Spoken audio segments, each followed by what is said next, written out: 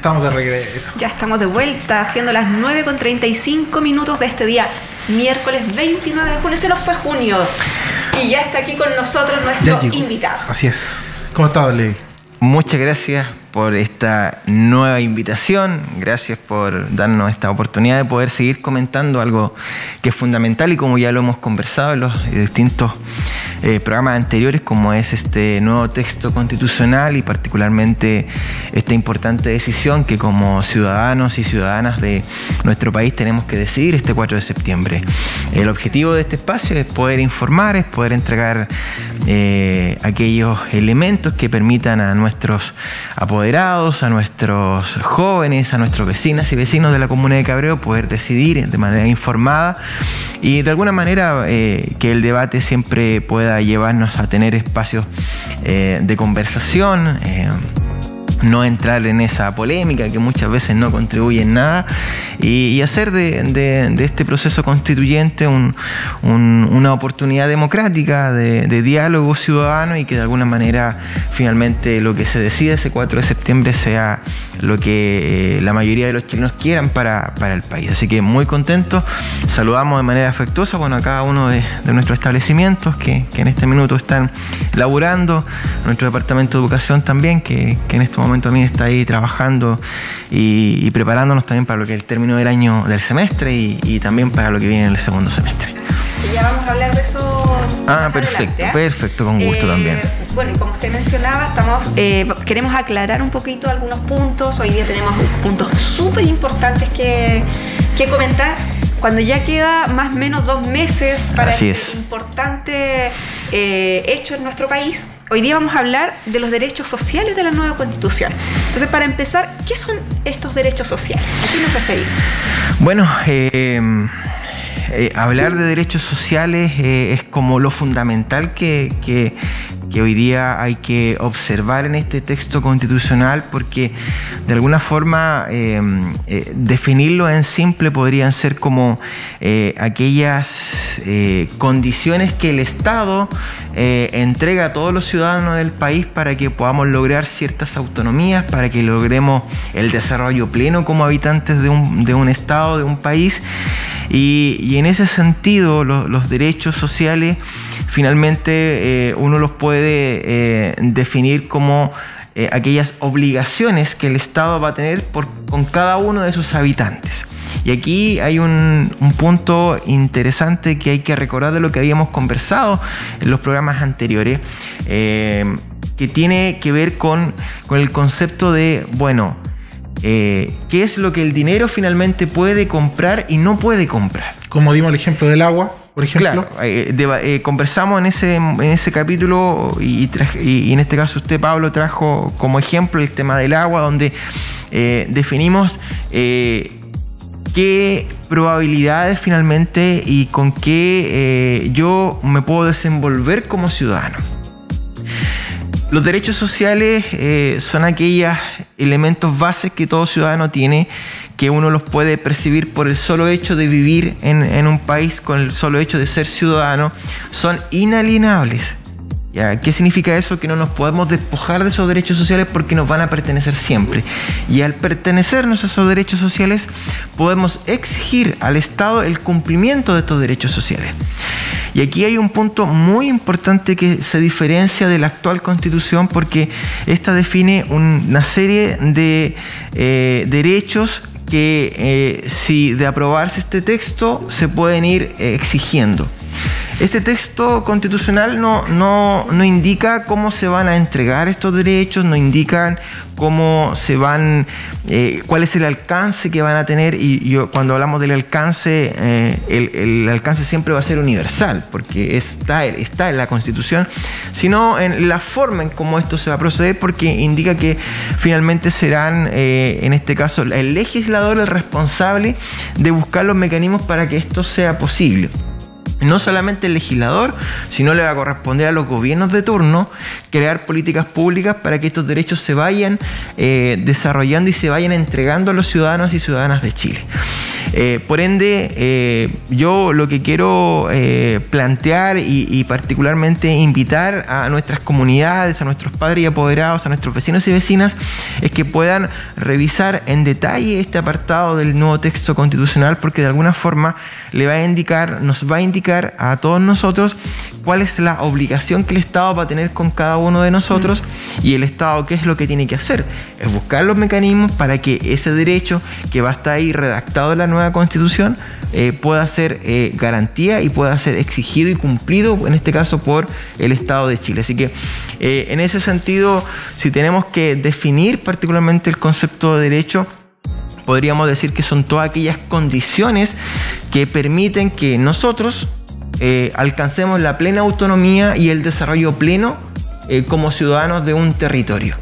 Todos los países del mundo los definen, todos los países del mundo en sus textos constitucionales van definiendo cuáles son los elementos bases que todo ciudadano tiene que tener para poder vivir en ese estado, en ese país, en esa nación, y la tarea que después tienen los gobiernos es de crear políticas públicas para que esos derechos que están ahí escritos, que están ahí redactados, puedan obviamente ser desarrollados. Y aquí hay una situación que es importante que se pueda comprender a la hora de entender el concepto de los derechos. Hay una palabra que nosotros usamos comúnmente y que es el concepto de la meritocracia, de obtener por mérito algunas cosas. Lo que yo planteo en este sentido es que es correcto que el mérito nos debe ser acreedores de muchas cosas, y obviamente hay otra palabra que va de la mano, como es el trabajo, el esforzarse para alcanzar esas cosas. El problema que tenemos en nuestro país hoy día es que los espacios para el mérito no están garantizados para todos, y ahí hay una problemática. Por eso es que cuando entendemos nosotros que el mérito finalmente nos va a hacer acreedores de ciertas cosas, o el trabajo esforzado nos va a hacer acreedores de ciertas cosas, no necesariamente ocurre, porque esos espacios no están propiciados para todos los actores. Ejemplo simple, usted es sonidista. Claro. ¿Cuántos sonidistas a lo mejor hay en Chile? ¿Y cuántas empresas a lo mejor contratan sonidistas? No alcanza a lo mejor para todos. Entonces implica que ahí hay que entregar los apoyos para que las personas puedan ir logrando el desarrollo y la plena autonomía. Entonces, no solamente tenemos que estar conscientes de qué finalmente vamos a pagar y comprar, sino también es que este espacio que hablamos en función del mérito y del trabajo alcance para todos los actores. Y hoy día, si alguien tiene, no sé, esas habilidades innatas para el deporte, pueda tener espacios suficientes para el deporte. Y aquí viene el conflicto. Cuando yo tengo un espacio y tengo 6 actores con el mismo mérito, ¿cómo se decide? Y ahí entramos en un debate que ya inclusive puede ser hasta moral, hasta ético.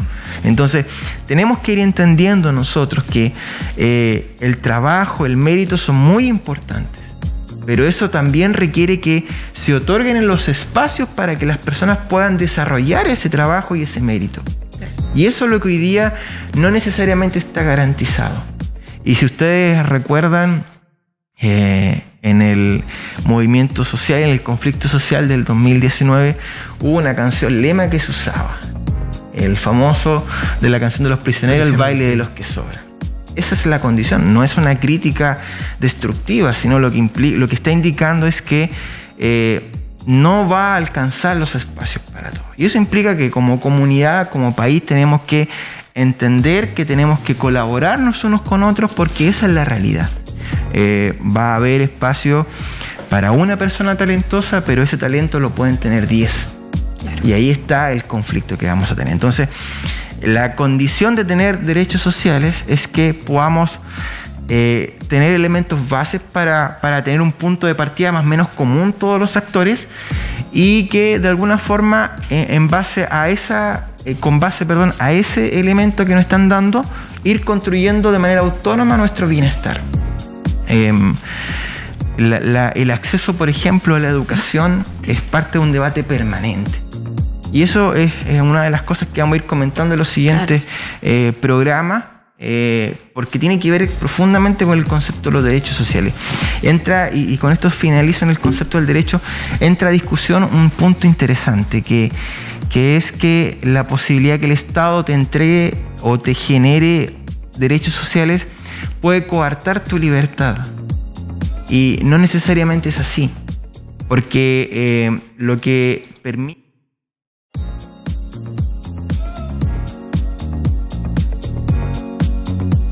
puedas desarrollarla dentro de un marco hoy día justo y de la mejor manera posible. No es bueno a mi juicio que una persona estudie 4 o 5 años en la universidad y después no encuentre espacio para trabajar. Eso es algo de los problemas que tenemos que resolver como país. Y aparte, si ese estudio yo lo hice mediante una deuda, la frustración que vamos generando es compleja. Entonces hay que entender esto desde esa perspectiva. Insisto de que acá no hay buenos y malos el 4 de septiembre. Hay 2 ideas que se deben votar, aprobar o rechazar. Y lo que tenemos que ir entendiendo nosotros es, bueno, ¿qué posibilidades me da este texto constitucional? ¿Qué posibilidades tengo con el actual texto constitucional? Y colocar en una balanza y emitir un sufragio. No es ni más ni menos que ese punto. El llamado el mismo a informarse, ¿no? Correcto, siempre informarse. Siempre informarse. Y ya teniendo aclarado este concepto de derechos sociales, perfecto, vamos a analizar 2 puntos hoy día, de los muchos que están en los derechos sociales. Y nos vamos a referir al artículo 4, según la Constitución de acá, del borrador, porque se supone que ahora esto ya pasó el proceso de armonización. Correcto, y va a estar más ordenado. El derecho a la vivienda. Tenemos acá el artículo... ahí está proyectado la guía, que bueno, guía es muy similar, en todo caso.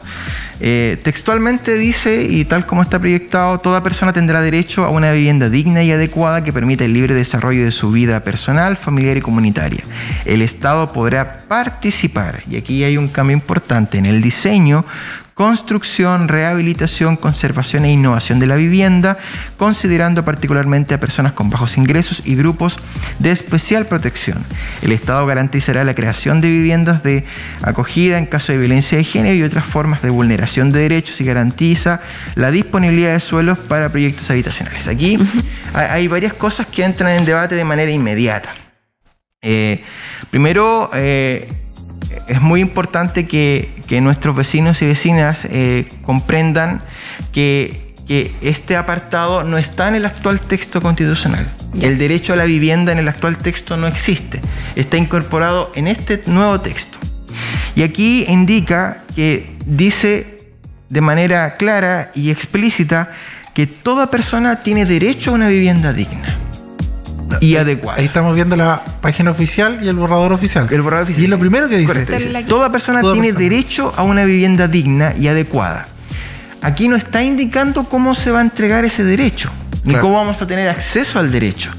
Lo que está diciendo es que ese derecho va a existir y será deber del gobierno de turno, de los futuros gobiernos, de crear políticas públicas para que podamos acceder a una vivienda que tiene 2 elementos fundamentales: digna y adecuada. La palabra digna es bastante amplia, para algunos puede ser ambigua, para otros puede tener una significancia muy importante, pero aparece un segundo concepto que es el que me quiero referir, que es el concepto de adecuado o adecuada.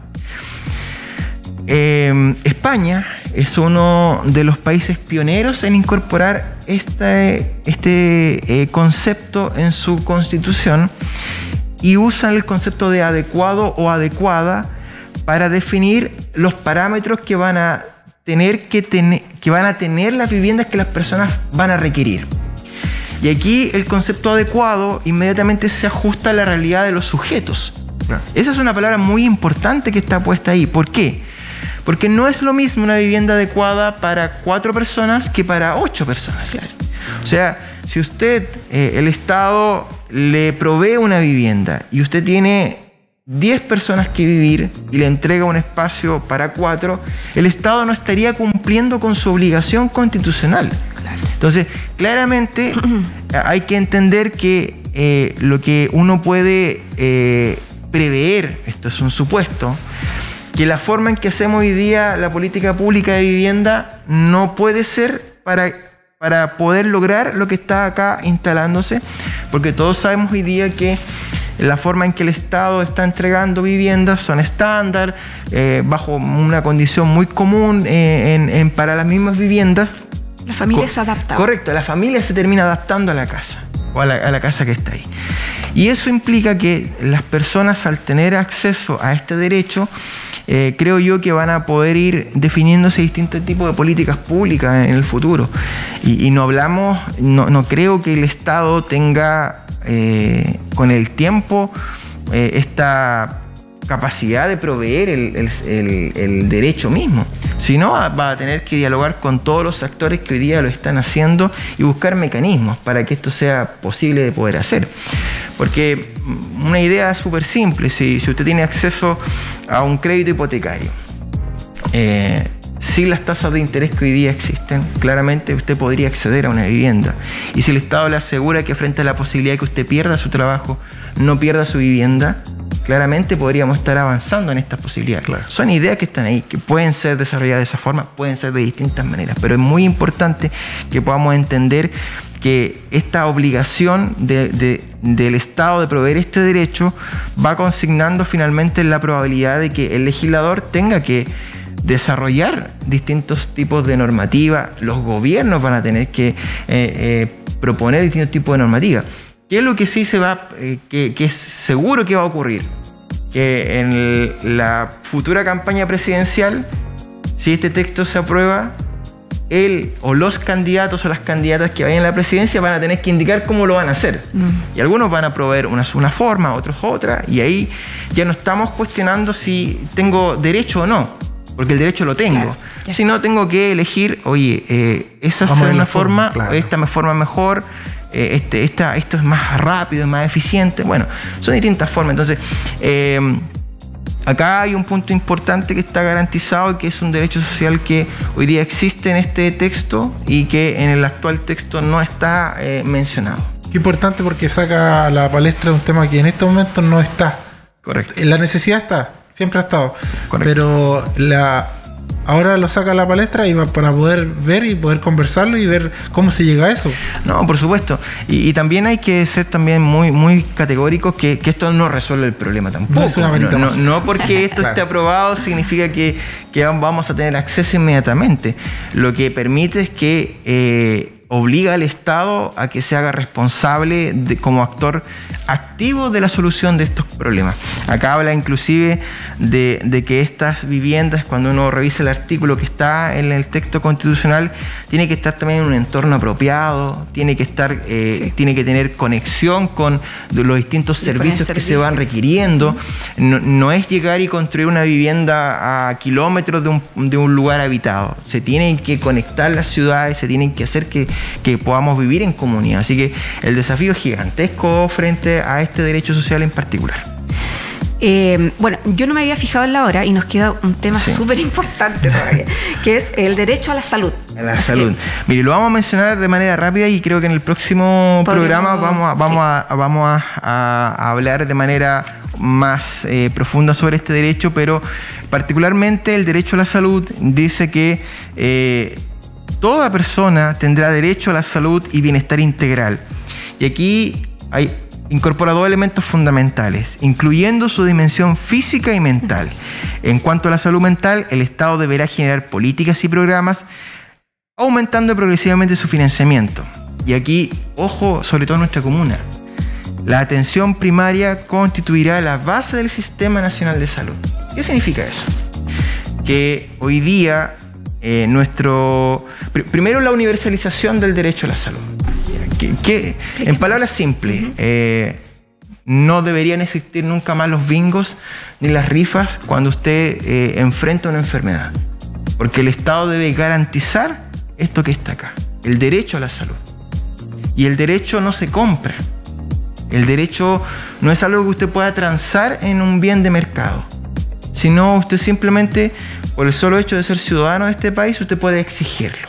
Y ahí es un punto fundamental e importante. Dejaríamos de ver este tipo de hechos, dejaríamos de ver la necesidad de tener que hacer esta recolección de dineros para operar, para enfrentar problemas de salud, y eso, a mi juicio, es un avance significativo frente al concepto de dignidad, porque hoy día existe, lamentablemente, existe eso. Implica también que tenemos que fortalecer el sistema, porque el sistema hoy día está colapsado y esa es una realidad. No es que yo aquí difiero en la idea de que a veces la atención a lo mejor no es la mejor. El sistema también está colapsado, y eso implica porque la mayoría de las personas usan el sistema público de atención. Entonces, aquí hay desafíos importantes que creo yo que en el próximo programa lo vamos a definir en detalle para que las personas, nuestros vecinos, nuestras vecinas, los apoderados puedan comprender qué significa que tengamos derecho a la salud de manera universal, inalienable, y que es un cambio importantísimo frente a lo que hoy día ocurre en cuanto a la forma en que se entrega este bien o esta provisión de bien. O sea, en este sentido, por ejemplo, si un ciudadano necesita un tratamiento de alto costo, el gobierno le va a proveer eso. Tiene que proveerlo, porque es un derecho. No puede alguien dejar de ser atendido por no tener recursos. Y eso es algo que debemos reflexionar y ver si eso efectivamente es mejor a lo que hoy día está ocurriendo. Y esto no implica que el sistema deja de existir. Ojo, es importante ese punto. Las cotizaciones van a seguir existiendo. La diferencia es que esa cotización que probablemente estoy pagando permite acceder a todas las prestaciones que voy a requerir como ser humano. Claro. Bueno, este punto es súper importante, así que lo vamos a dejar ahí en stand-by y lo vamos a retomar la próxima semana porque... Y Pablo, que no tiene computador. Oye, no estoy viendo lo importante de esto y tener claro que esto son las bases. Correcto. No da la solución. No hay define que ser cómo sincero. Correcto. Hay que ser sincero. Correcto. Pero esto da la base y dice lo que se tiene que hacer, que es lo importante. Obliga, exactamente. Vamos, súper. Y antes de que se nos termine el tiempo, queremos tocar un tema que, ya lo mencionábamos al inicio con Pablito, el adelanto y extensión de las vacaciones de invierno. Sí. Vamos a hablar un poquito de estos últimos minutos que nos quedan. Sí, bueno, generó a todos sorpresa este adelanto y ampliación de las vacaciones de invierno. El sustento inicial que se plantea es evidente que hoy día está ocurriendo, hay una alta tasa de contagio de parte de los menores. El documento que nosotros recibimos como Departamento de Educación plantea el colapso, en este caso, de las camas UCI pediátricas, lo que de alguna manera pone en riesgo a un menor en caso que se contagie con alguno de estos virus que hoy día están afectando a las personas. Entonces, tiene un sentido, a mi juicio, correcto el que esto sea posible, y yo lo que veo a futuro es que ojalá se mantenga estas decisiones frente cuando tengamos inviernos más crudos o menos crudos, podamos ir adaptando estos espacios para descomprimir un poco el sistema. Trae incomodidades, por supuesto que las trae. Entiendo que los padres, los apoderados se programan para efectos de atender a los hijos. No obstante, acá es como la discusión que estábamos el año pasado en tiempos de COVID. Sí. Hay dos derechos, el derecho a la educación y a la vida. Sí. ¿Cuál de los dos debe primar? Claro, se entiende que el derecho a la vida tiene un fin prioritario. Claro. Y ahí es donde se debe comprender que tiene ese sentido. Este descanso invernal producto de esta resolución sanitaria comienza ya mañana mismo. Hoy día es el último día de nuestros estudiantes en las aulas, al menos en las escuelas públicas municipales, y van a retornar el día 25 de julio. Son casi 3 semanas de descanso, de trabajo a lo mejor en casa, no sé, y cada familia tendrá que definir esto. Estén guardaditos ahí, bueno, esa es la idea. Esa es la idea. Eso quería comentar, porque el gobierno hizo el llamado a decir, estas no son vacaciones. Correcto. Ojo, Correcto. Si bien es cierto, es un periodo de descanso, pero a tener precaución, porque el clima que ha habido ha hecho que el aumento de las camas y el uso por COVID ha aumentado. Entonces, sí, lo que tú planteas, Pablo, inclusive hay datos que sustentan eso. El año pasado, en tiempo de COVID, cuando estuvo restringida la movilidad y nuestras escuelas no estuvieron abiertas, la cantidad de menores que fueron atendidos en la urgencia acá en nuestra comuna fue muy poca. Y eso es porque los virus no estuvieron en nuestros niños, en nuestras niñas, en los hijos y en las hijas de las personas de la comuna de Cabrero. Entonces, claramente aquí el llamado es que este espacio es para que nos cuidemos, para que nos quedemos en la casa. Hay dos cosas que van a contribuir con esto. Uno, en el caso de las funcionarias públicas, la Contraloría fue súper clara en señalar que aquellas que tengan menores, en este caso, que están escolarizados, puedan tener acceso al teletrabajo. Y eso ya está zanjado.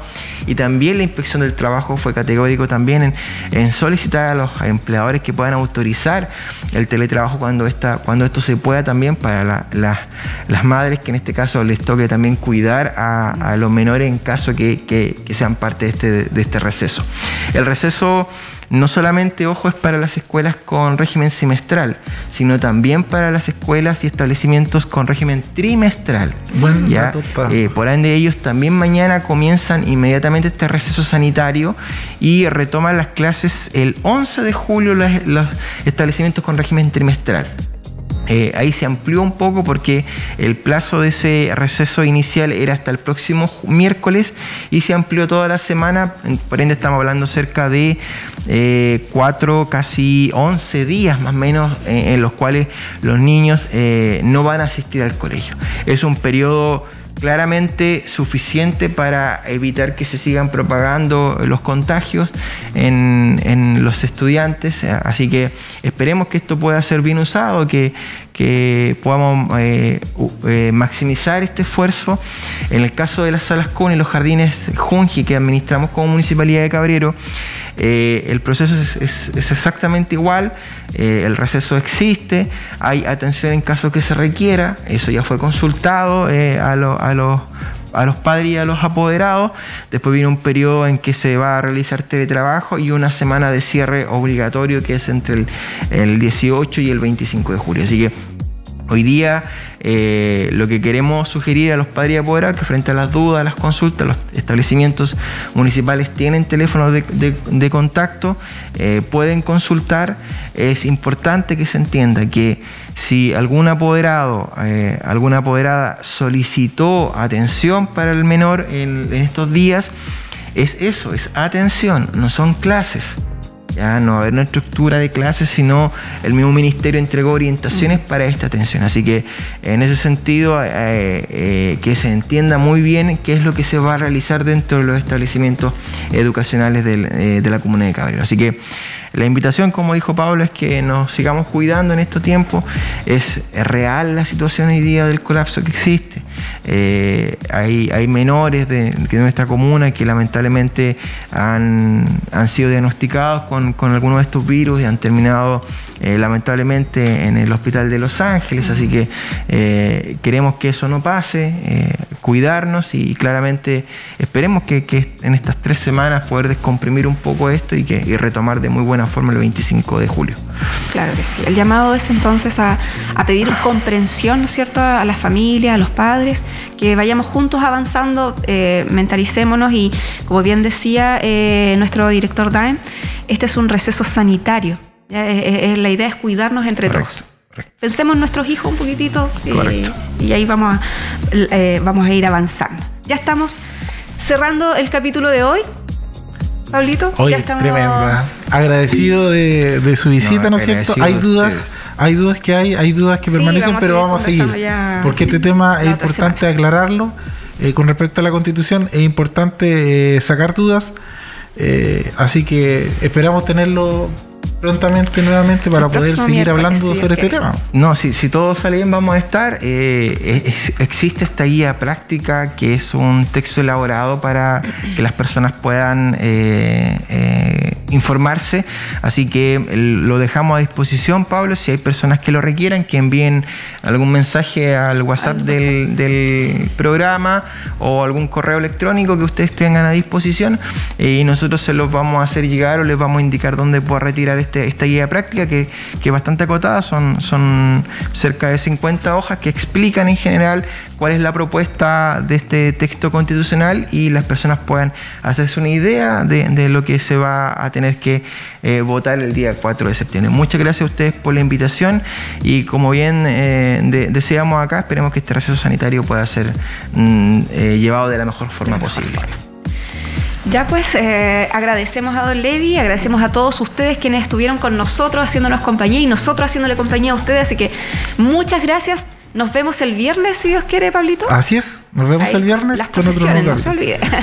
Sin falta el viernes. Sin falta el viernes. Nos vemos. Chao, chao. Chao.